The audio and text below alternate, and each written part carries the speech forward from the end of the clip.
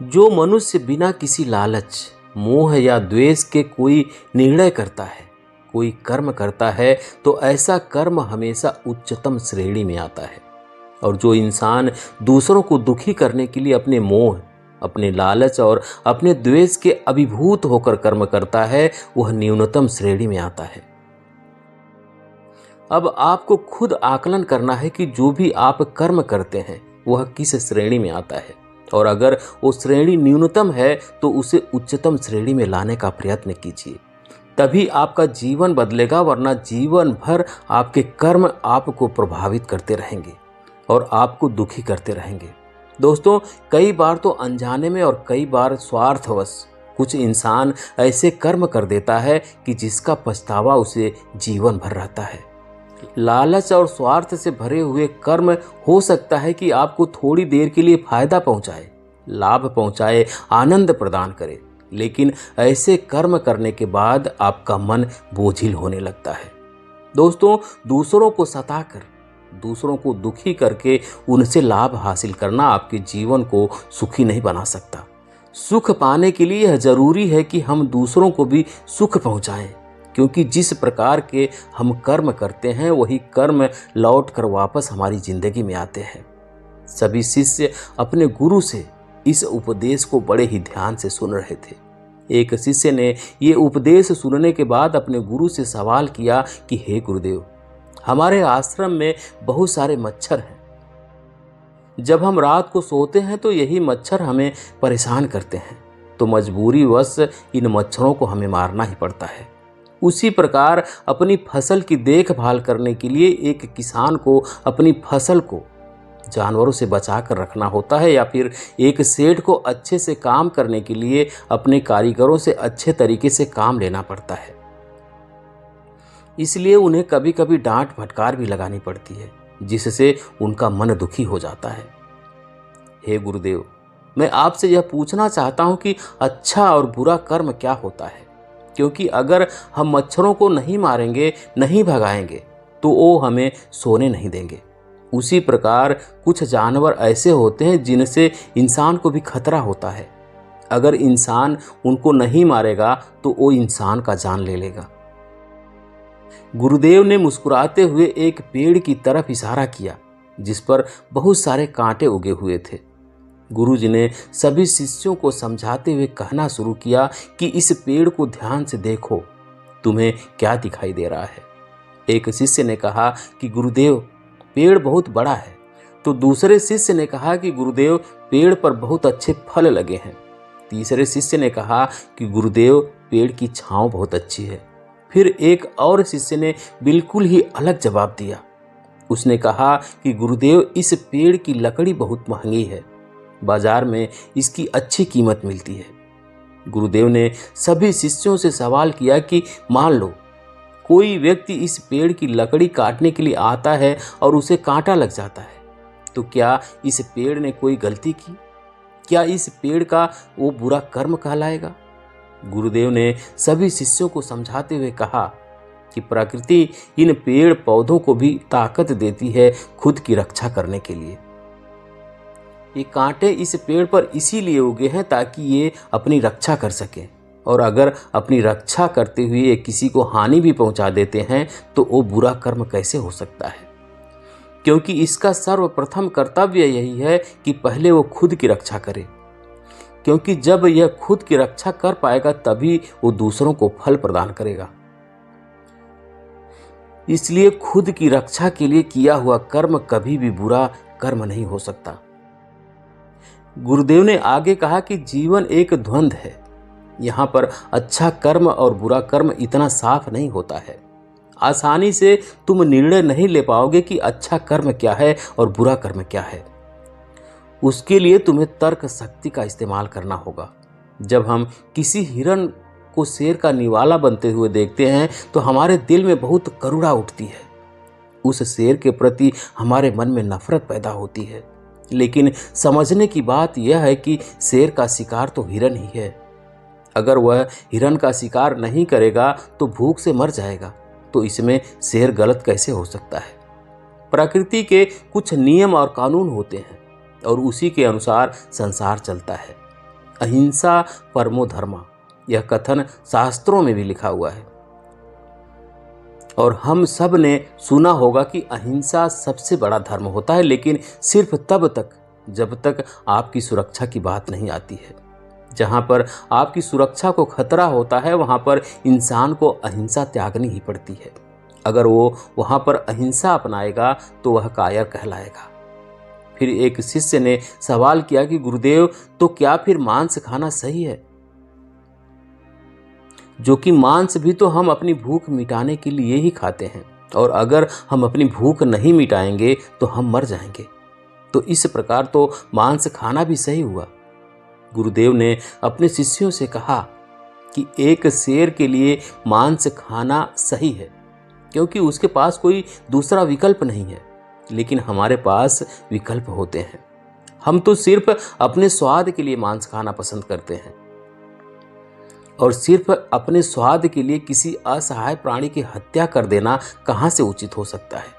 हाँ, तुम्हारा मांस खाना सही हो सकता था अगर तुम्हारे पास कोई दूसरा विकल्प नहीं होता, लेकिन अभी तुम्हारे पास विकल्प मौजूद है। गुरुदेव ने सभी शिष्यों को समझाने के लिए एक कहानी शुरू की। गुरुदेव ने कहा कि किसी गांव में एक चोर रहता था। चोरी करना ही उसका पेशा था और यह बात गांव में किसी को पता नहीं थी कि वह चोर है। एक दिन उसकी माँ बहुत बीमार हो गई और चिकित्सक ने बताया कि इसके इलाज के लिए जो दवाइयाँ चाहिए वह बहुत महंगी आती है, इसलिए तुम्हें धन की आवश्यकता होगी।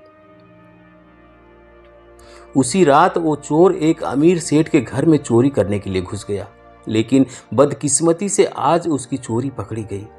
जब उस सेठ ने उससे पूछा कि आज तक तुमने कभी चोरी नहीं की, आज ऐसी क्या मजबूरी हो गई कि तुम्हें चोरी करनी पड़ रही है? फिर वह चोर गिड़गिड़ाना शुरू कर दिया, हाथ जोड़कर जोर जोर से रोना शुरू कर दिया और रोते हुए कहने लगा कि सेठ, मेरी माँ बहुत बीमार है, अगर तुरंत उसका इलाज नहीं किया गया तो वह बच नहीं पाएगी। सेठ ने तुरंत जाकर उसकी माँ का हाल जाना और उसे यकीन हो गया कि यह सच में चोरी अपनी माँ को बचाने के लिए कर रहा था, इसलिए उसने उस चोर को माफ कर दिया। गुरुदेव ने सभी शिष्यों को समझाया कि हम सब अपने जीवन में यही तो करते हैं। गलत कर्म हम हमेशा करते रहते हैं, लेकिन जिस दिन हमारा गलत कर्म पकड़ा जाता है तो हमारे पास कोई ना कोई बहाना तैयार होता है कि इस मजबूरी से मुझे यह कर्म करना पड़ रहा है।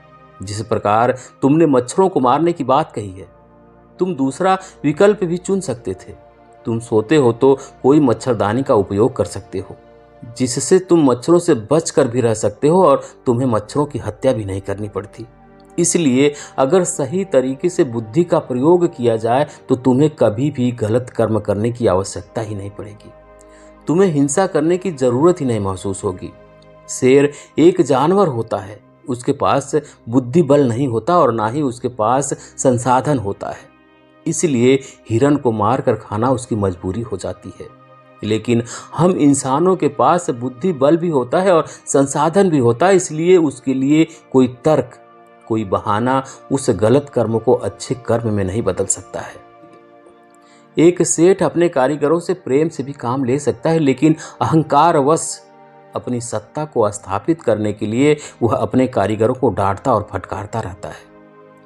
अपने आप को ऊंचा और उनको नीचा दिखाने का प्रयास करता रहता है और फिर यह तर्क भी दे देता है कि ये करना मेरी मजबूरी है, मेरा तो यही कर्म है। अगर मैं इसे ही अच्छे तरीके से नहीं करूँगा तो परमात्मा बुरा मान जाएगा। गुरुवर ने सभी शिष्यों को समझाया कि कभी भी अपने गलत कर्म को सही साबित करने का प्रयास मत करो। ये अहंकार का रूप होता है। आपका अहंकार जो होता है वही गलत कर्म को सही साबित करना चाहता है। वह सोचता है कि मैं गलत कैसे हो सकता हूँ, और यहीं पर आप अपने अहंकार को बढ़ावा देते चले जाते हैं। अगर कोई गलती हुई है तो उसे स्वीकार करो। जब तुम किसी गलती को अपने मन से स्वीकार कर लेते हो तो तत्क्षण वह गलती भविष्य में कभी दोहराई नहीं जा सकती। फिर एक शिष्य ने गुरु से सवाल किया कि हे गुरुदेव, अगर किसी से अतीत में गलत कर्म हुए हैं तो उन गलतियों को कैसे ठीक किया जा सकता है? कृपया इस पर प्रकाश डालें।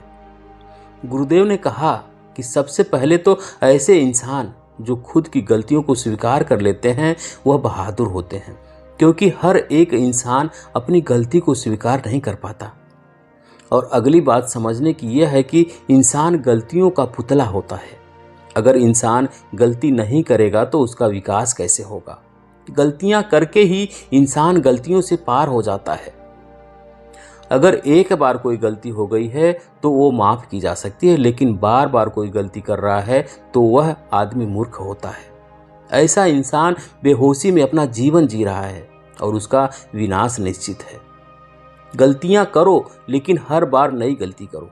पुरानी गलती को मत दोहराओ, उसी से तुम्हारा विकास हो सकता है। गलतियों से जीवन में अनुभव जुड़ते जाते हैं और इंसान जितना अनुभवी हो जाता है उसकी बुद्धि उतनी ही तेज हो जाती है। अतीत के गलतियों का बोझ अपने दिल पर मनुष्य को नहीं रखना चाहिए। इससे उसका दिल बोझिल हो जाता है और वह पूरी उमंग और उत्साह के साथ कोई भी काम नहीं कर पाता है। जब भी वो कोई नया काम शुरू करने की कोशिश करेगा तो वही गलतियां उसके सामने आकर फिर से खड़ी हो जाएंगी और वह कोई भी नया काम शुरू नहीं कर पाएगा। और अगर वो कोई नया काम शुरू नहीं करेगा तो उससे दूसरी नई गलतियां नहीं होगी, और अगर नई गलतियां नहीं होगी तो उसका विकास कभी नहीं होगा। इसलिए गलतियों से डरने की जगह उनसे सीख लेना सीखो और फिर देखो कि तुम्हारा जीवन कैसे चमत्कारिक रूप से बदल जाता है। जीवन प्रतिपल बदल रहा है, शायद हमें उसका एहसास नहीं होता। आने वाले हर एक पल के साथ हम और बूढ़े होते जाएंगे, मौत के और करीब होते जाएंगे, लेकिन हमें उसका एहसास नहीं होता। जीवन की भाग दौड़ में मनुष्य ये भूल ही जाता है कि कोई भी सांस उसकी आखिरी सांस हो सकती है। और आखिर में जब हिसाब लगाया जाता है कि उसने कितनी सांसें जी भर के जी है तो पता चलता है कि पूरे जीवन में बहुत कम ऐसे पल होते हैं जहां पर इंसान खुलकर अपना जीवन जीता है, बिना किसी चिंता, डर, मोह और लालच, हर भाव से आज़ाद होकर वो कुछ ही पल अपने जीवन को जीता है। और वो पल भी उसके बचपन के दिन होते हैं। बचपन के दिन बीतने के बाद हमारे अंदर कितने बदलाव आते हैं ये हम सब जानते हैं, हम सब उसके साक्षी हैं। जीवन का हर एक पल मुक्त होकर जिया जा सकता है, लेकिन जरूरत होती है सही कर्मों की। कर्मों के बारे में सही ज्ञान होने पर मनुष्य के अंदर द्वंद्व खत्म हो जाते हैं, और जब द्वंद्व खत्म हो जाते हैं तब शंका मिट जाती है, और शंका मिटने के बाद इंसान का एक नया जन्म होता है। आज तक हम संशय में ही तो जीते आ रहे हैं, ये खरीदूं ये ना खरीदूं, इससे बात करूं उससे ना बात करूं। हर चीज में ही हमारे दो पहलू होते हैं, हर विचार हमारा बटा हुआ होता है, इसलिए हम कोई भी निर्णय पूरे मन से नहीं ले पाते। हमारा हर निर्णय अधूरा रहता है और इसलिए हमें अपने जीवन में कभी सफलता नहीं मिल पाती। लेकिन एक बार अगर आपको समझ में आ जाए कि क्या सही है क्या गलत है, तो आपके मन से सारा संशय दूर हो जाएगा, और वो संशय दूर होने के बाद सफल होने से आपको कोई रोक नहीं सकता। अपने विवेक का इस्तेमाल करना सीखिए, बुद्धि का अच्छे से प्रयोग करें, तभी आपको पता चलेगा कि क्या सही है और क्या गलत है। हर समय सही और गलत का निर्णय इतना आसान नहीं होता है, क्योंकि असल दुनिया में सब कुछ इतना साफ नहीं होता है। हमें चुनाव करना पड़ता है, हमें अपनी बुद्धि का प्रयोग करना पड़ता है, इसका इस्तेमाल करना पड़ता है, तब जाकर हम कहीं निश्चय कर पाते हैं कि क्या सही है और क्या गलत है। और यकीन मानिए, अगर आपने सही कर्मों की धारा पकड़ ली तो आपका जीवन धन्य हो जाएगा, क्योंकि जीवन में जो करने योग्य होता है वह सही कर्म होता है। लेकिन अधिकतर लोगों को सही कर्म का मतलब ही नहीं पता होता है। कर्म तो हम सभी करते हैं, लेकिन परिणाम हर किसी को नहीं मिलता। परिणाम सिर्फ उन्हें ही मिलता है जो परिस्थितियों के अनुसार सही कर्म करने का साहस दिखाते हैं, जो चिंतन करके यह जान पाते हैं कि कर्म का सिद्धांत क्या होता है और अलग अलग कर्मों का हमारे जीवन पर क्या असर पड़ता है।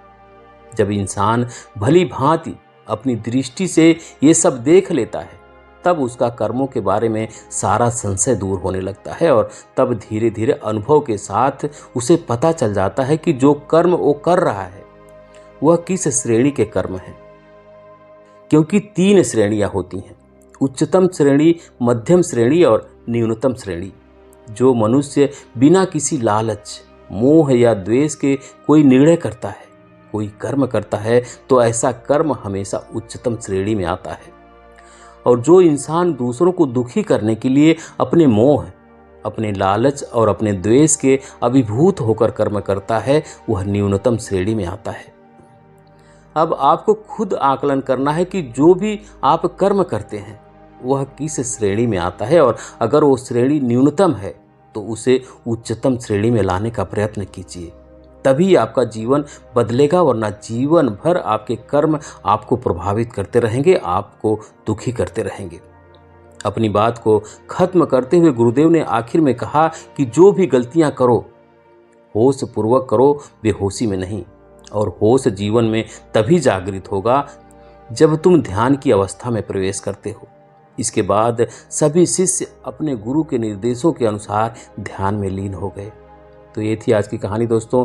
आपको कैसी लगी कमेंट करके ज़रूर बताएं। वीडियो को लाइक करें, शेयर करें, और चैनल पर अभी तक नए हैं, चैनल को सब्सक्राइब नहीं किए तो प्लीज़ चैनल को सब्सक्राइब करें। बेल आइकन भी प्रेस कर लें ताकि आने वाली सभी वीडियो का नोटिफिकेशन सबसे पहले आपको मिले। वीडियो देखने के लिए बहुत बहुत धन्यवाद।